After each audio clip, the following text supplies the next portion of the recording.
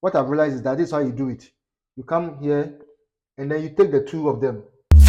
You know, some of the toilet seats that we use for WCs have got a knob on it, right? There are two of them.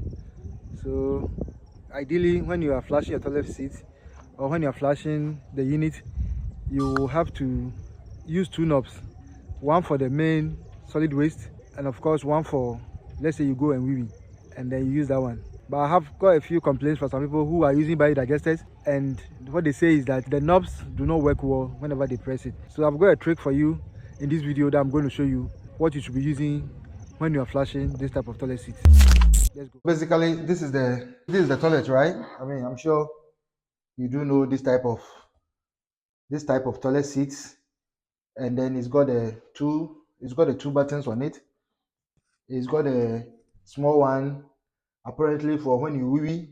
I think I've done a video about it some time ago, and then the big one for when you are trying to let go of human solid waste. What I've also realized is that when you do press only one, either it doesn't help, right? So let's say it's for the wee fine, then the small one might help. But if you really want a lot of pressure, because probably for private and you finish doing your thing and then you are thinking of how to let this thing go out of the toilet chamber itself and you're having problem letting it go, what I've realized is that this is how you do it. You come here and then you take the two of them, right? Press the two and then you hold it. You hold it for like 3 seconds and then you release it. And then it will take everything away. That one actually gives you a lot of pressure when you do press the two of them at the same time. And then you count to 1-2 seconds and then you release it. It usually takes everything away. And it's something that I've realized with this type of toilet seat that I'm using at this place. And I thought that is something that I will share with you. So basically, that's what I wanted to let you know. I'm in Greater Accra, very close to the Shy Hills, doing biodigesters, what I do best. A 3-bedroom house. We are dividing them into two. Do two smaller ones just for the family because of the land type that we have here. The type of soil here is very, very clay, and you have to do it strategically when it comes to some of this construction that you do in the clay area. But basically, this video is about me showing you how to flush your toilet unit whenever you go and do your thing that you have to do privately. I do videos about how to use biodegradable toilet waste biodigesters as an option in managing solid human waste in your dream house. If you are new to this channel, you can subscribe and be part of us. We are a big growing community of biodegradable toilet waste biodigester lovers right here in this part of Africa. I have a ebook, actually two of them.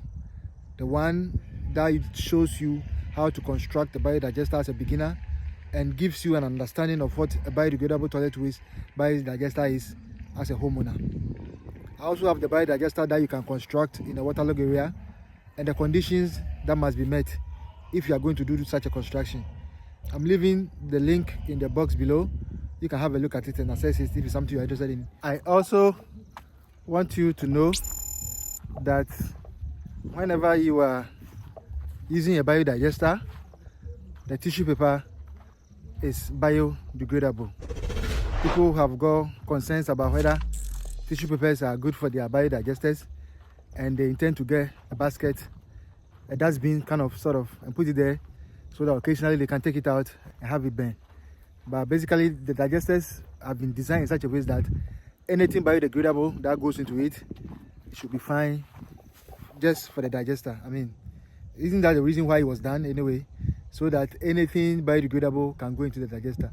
So your tissue paper is very good for your biodigester. The only concern I have said over the years is those who put in condoms and pampers and diapers. That will not biodegrade.